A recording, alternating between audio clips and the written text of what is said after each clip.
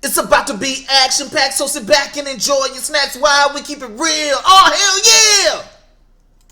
What's going on, realist? It's your man Trey. And it's your girl Tasha. Man to the real, where we keep it 100% real. I'm about to give out some real advice with this 3-paragraph ass essay ass. At least it looked like it got punctuation. It got some goddamn structure to at least, it. Right. Thank you. you. I went to college. I got 2 degrees. About to go get my goddamn PhD ass. Okay. Anyway.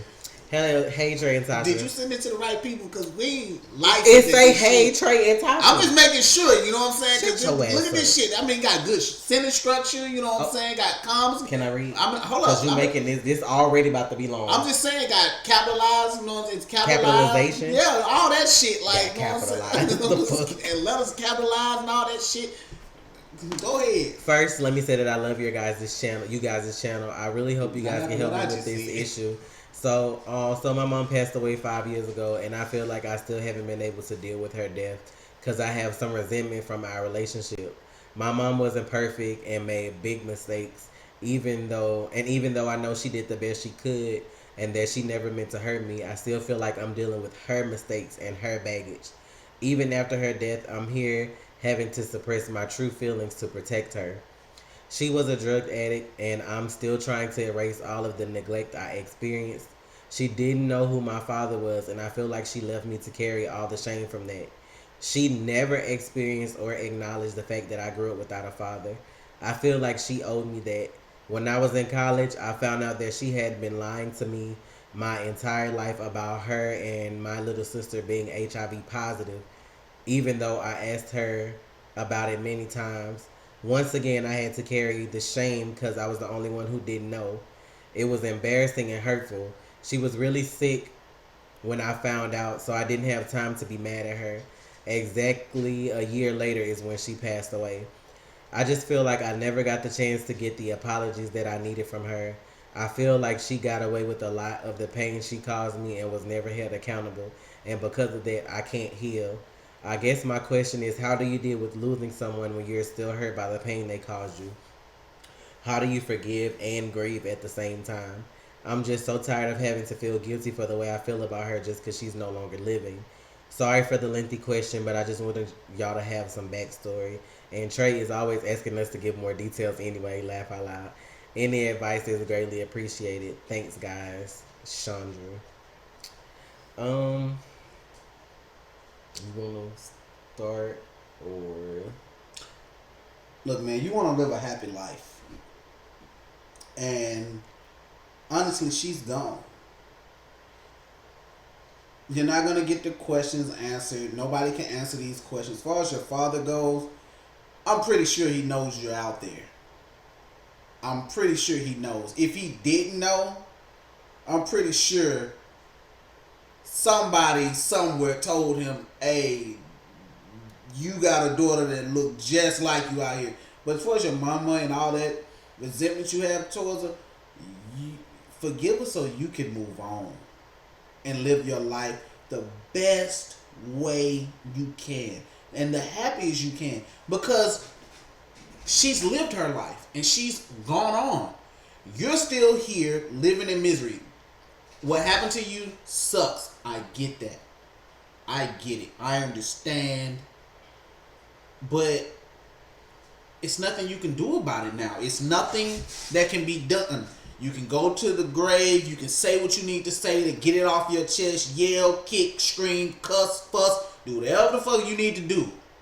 But I'm telling you, holding that shit in will kill you. Stress is a killer.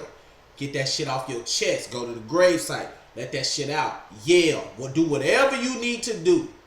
But once you do that, you move forward. You move forward. You pave a way for yourself. You do whatever you need to do to be happy.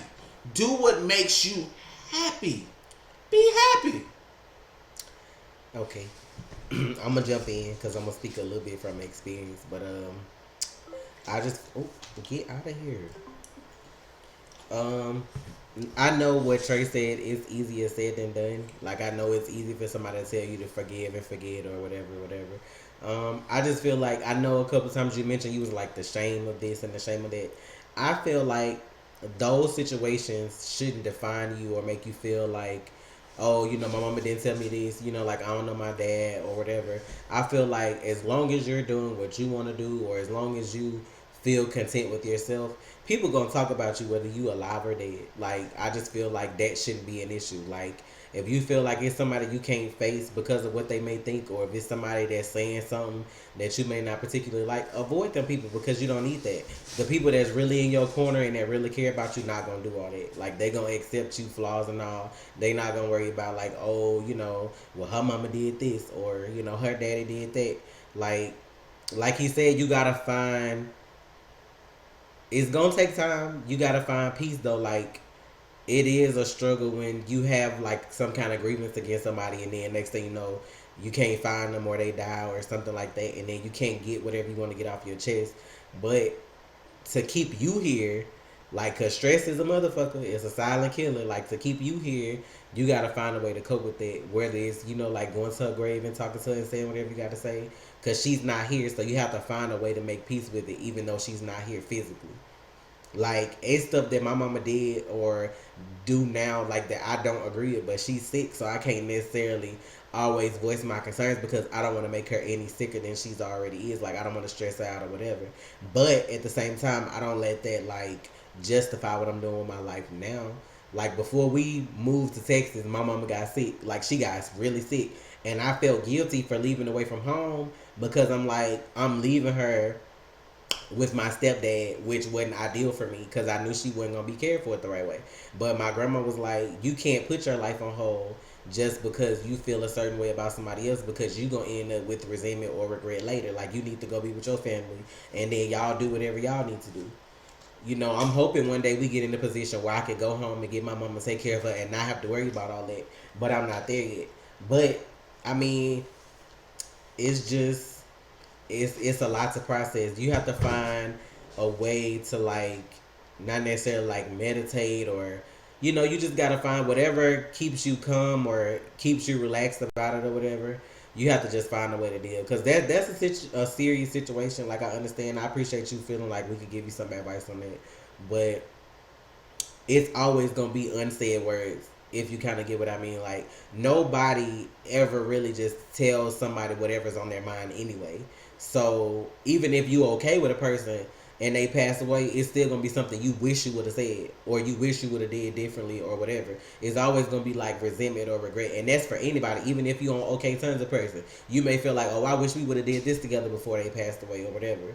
And you just gotta look at it like that. I wish I would have said this to you and I didn't, but I'm saying it now. And then the best thing you could do for your mom, I'm pretty sure she wants you to have a good life. Like, regardless of her mistakes, parents always mostly want the best for their kids. Like, even though she couldn't get her life together, like, in the next life, I'm sure she'd be happy to make sure that you got your shit together. Like, you know, don't fall down her path of addiction, or, you know, like, anything like that. Just try to do what's best for yourself. And that's the best thing you could do, honestly, for both you and her memory, is just do the best for yourself. That way, all them people that you feel like, you know, shaming you or talking bad, now they gotta look at you like, well, damn, you know, she got her shit together. Ain't nothing I can say.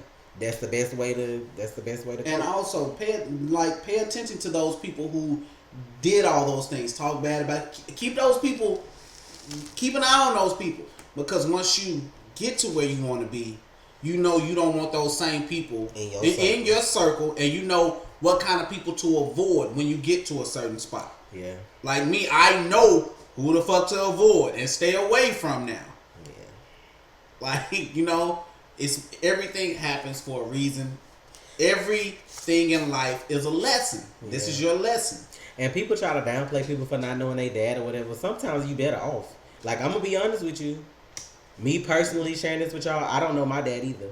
But I've come to, because I'm older now, like, at first I used to be like, well, why my dad ain't never, because he knew, like, it ain't no ifs, ands, or buts. My dad knew, because when my mom got pregnant, she was still in high school, and they family left town because of the kind of people that they were. So whether he wanted to or not, when you got to a certain age, you knew you had a child, and you could have checked on them or did whatever, unless he's dead, which I don't know. But I, like, when I was younger, I was kind of like, well, why wouldn't my dad want to see me, or blah, blah, blah. I don't know if I got siblings, blah, blah, blah. But then I got to a point when I got my own family, I'm like, how I feel about my kids, Like, there's no questioning me not wanting my kids to know me or be a part of their life, whatever, whatever. And I just got to a point where that's not on me. I'm good. I'm happy. You know what I'm saying? Healthy. I got a good husband. I got a nice family. Things are good for me. And you may find your daddy could be a serial killer. Like, you might not have never wanted to know that. Like, sometimes things happen for a reason. People never look at it like that. You could be being protected from knowing who that person is. True. And they may not always be bad, but I'm just saying, I just feel like fate has a way of doing things, I guess. Like, if it's meant for you to know them, it may happen at a time in your life where you've forgiven your mother, so now you can forgive your dad. You know what I'm saying? You may not need all that on you at one time. So, we hope this helped a little bit. Yeah. Take care of yourself. Yes. Let us know. Thank you for your support. Yeah, always. Look, stay up, stay real, stay motivated. Yes. It's your man Trey. And it's your girl Tasha. Man to the real. You be sure to stay real. Make sure you update us. Hell yeah. You already watched, so you might as well subscribe. Please.